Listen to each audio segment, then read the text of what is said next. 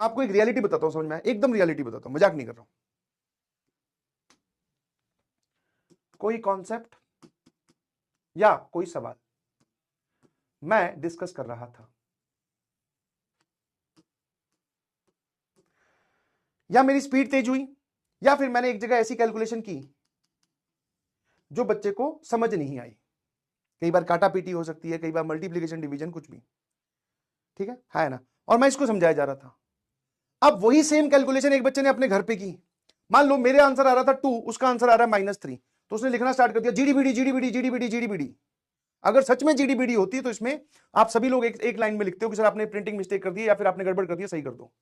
But कुछ लोग कि सर आपका 2 आ रहा है, मेरा -3 आ रहा है, इसका मतलब ये नहीं है बेटा मैं ही हमेशा गलत हूं। एक बार आप अपनी कैलकुलेशन एरर चेक कीजिए। इसीलिए आपको बोला रफ कॉपी लेकर बैठो, लिखने पे ध्यान ना दो। Point number 1। पॉइंट नंबर 2, जब मैं समझा रहा हूं तो ध्यान से सुना ही नहीं।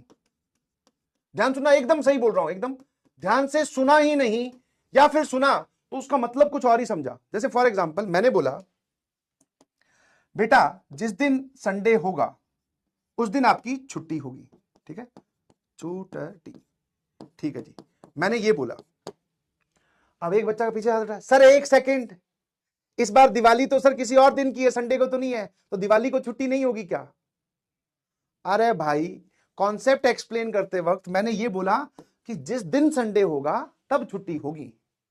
मैंने ये थोड़ी बोला कि जिस दिन छुट्टी होगी उस दिन संडे होगा। छुट्टी तो होली की भी होगी, दिवाली की भी होगी, न्यू ईयर की भी होगी, क्रिसमस की भी होगी।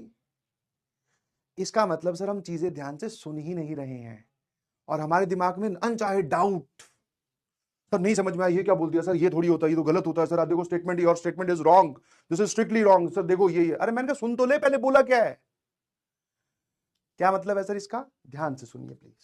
क्या बोला जा रहा है, कब बोला जा रहा है, क्या फॉर्मूला बताया जा रहा है, कहां के लिए बताया जा रहा है, मैं क्या बोल रहा हूं, ध्यान से सुनो। क्योंकि जब आप ध्यान से सुनोगे ना तो आपके शरीर में या फिर आपके दिमाग में या फिर आपके अंदर एक एक्सेप्टेंस आएगी कि अच्छा, सुनने के बाद में एक बार सर आप पूरा खत्म कर लो, अब समझ में आ गया, चाहिए ये बातें थी, है ना, ठीक है। आता हूं, अलग अलग वैरायटी। तीसरा, इसी वैरायटी के हैं जिनका मतलब कैलकुलेशन एरर हुआ, कैलकुलेशन एरर हुआ, हमें वो यहां पे अकेला जीडीबीडी लिखता हुआ दिख जाएगा आपको, ठीक है। जब एक्चुअल में जीडीबीडी होगी तो मैं आप लोगों को हिंट दे दूं, speed of the chat will be very high, सब लोग लिख रहे होंगे, ठीक है।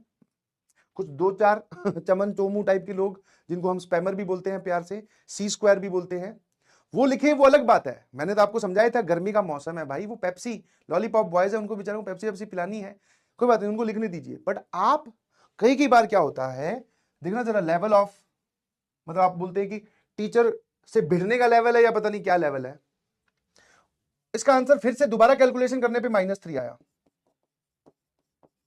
अब ये पहुंच गया इंस्टाग्राम पे, वहां पे लगाई बढ़िया स्टोरी, सवाल लगाया, नीचे हाथ जोड़ने वाली स्माइली लगाई 5, फिर यहां लव यू लिखा, फिर यहां दिल बनाया, sir please check the error.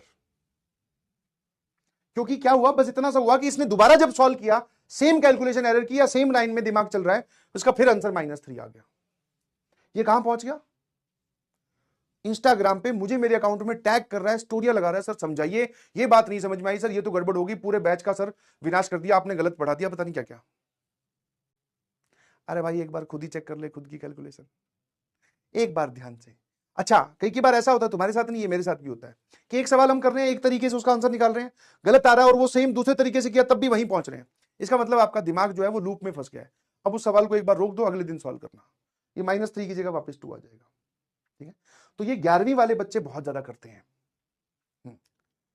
11वीं वालों के पास में 2 ही चीजें होती है, एक तो ये तीनों, और साथ में उनको कोई भी चीज बोलोगे ना, जैसे उनको बोलोगे 2 इज एन इवन नंबर, जैसे उनको बोलोगे 2 इज एन इवन नंबर, उनका पता डाउट क्या है, वाई।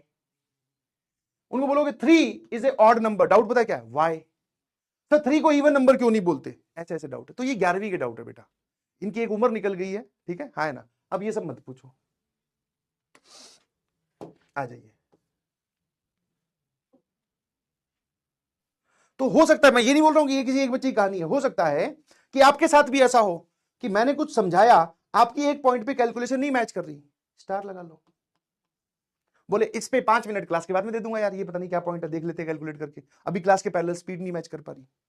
आप में से ही पक्का एक बच्चा होगा, 100% होगा, जिसने इस बात को लिख लिया होगा। उसको भी ये सवाल ज्यादा नहीं समझ में आया, उसने लिख लिया कि सर ने बोला है कि ये जो आपने बताया ना, ये थ्योरी ऑफ इक्वेशन मतलब क्वाड्रेटिक का कॉन्सेप्ट है, अगला ही चैप्टर है, तो सर वहां वापस बता देंगे।